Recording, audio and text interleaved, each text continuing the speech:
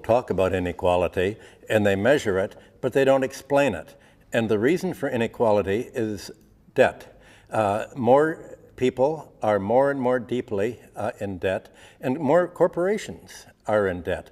Corporations are in debt because corporate raiders or investors can borrow money at a very low interest rate, and they can buy companies that are paying a dividend rate of, say, 8 or 9 or 10%.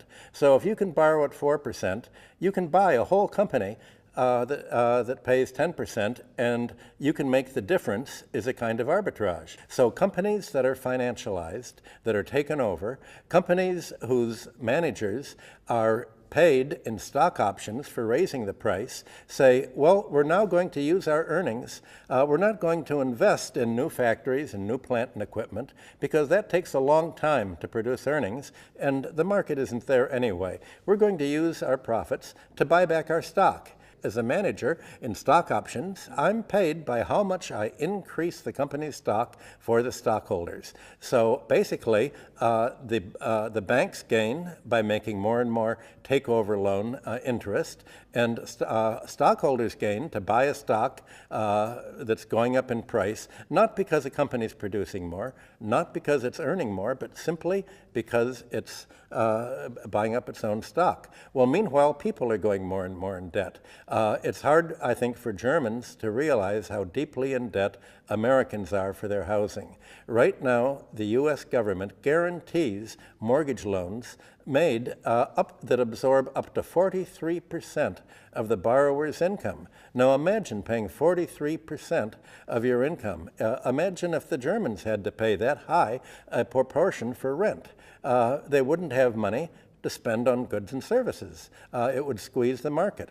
Well, over and above the 43% that families pay for income, all this is guaranteed by the government. If they go wrong, the banks don't lose. They have to pay student loans. In America, people may spend 10%, even more on student loans. So that's a big chunk of their income. The wages in America, before you get the wages, 15% and more is taken out for Social Security and health care.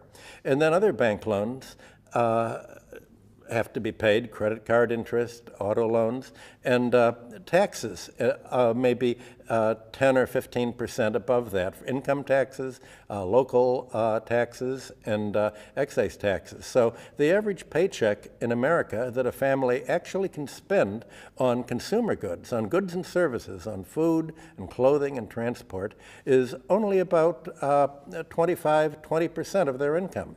And it's shrinking because they have to break even by borrowing more and more of their credit card debt. More and more interest and amortization has to be paid to the banks. And if markets are shrinking, why would companies invest more in plant and equipment? So investment is falling, consumption is falling, and the banks say, well, we're going to be in trouble because people can't afford to buy houses, they can't afford to repay their loans. So the Federal Reserve is doing what the European Central Bank does. It says, well, we'll lend you credit at 0%, and you can simply keep lending money to try to push up housing prices all the more. Now, in America, people think that when housing prices go up, the economy gets richer. But what it really does is it gets more and more in debt. When people borrow more to buy a house, they can afford to outbid other rival buyers and raise the house price. But what that means, every time housing prices go up, people have to pay more and more of their income for it and have less and less to spend in the economy.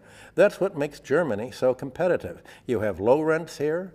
Until now, you've had low housing prices, so you have a competitive advantage over the United States. The United States Treasury talks to the European Central Bank and says, you must make Europe more uncompetitive. We don't want Europe as a competition. We want you to flood the economy with credit. We want you to make European labor as expensive as American labor so that you will not be in competition with American firms and producers. And we also don't want you to invest in Ukraine, Russia. Leave that to us. We will invest in Ukraine and Russia. You must impose sanctions on it. we're the unique economy, the indispensable economy, so we don't have to obey our sanctions, but you have to obey our sanctions. So essentially, Europe is following a policy that is made in Washington that, and New York and Wall Street that is making the economy less than competitive. And at the end of this whole road, lies Greece. If you want to see why Europe is becoming more and more uncompetitive, look at what is happening in Greece or even in Latvia or other countries that are looked at as the ideal when you let the financial planners take over. This is the kind of economy that they plan. It's an economy to make the financial sector richer and the real estate sector richer, but it's not going to make the industrial economy richer. So I think in Germany, the question is, do you want to be an industrial economy or do you want to be a finance and real estate economy? You have a choice. And this choice is not being spelled out. And if people knew that that's the choice, I think they'd be following policies that help Germany much more than that helped American bankers.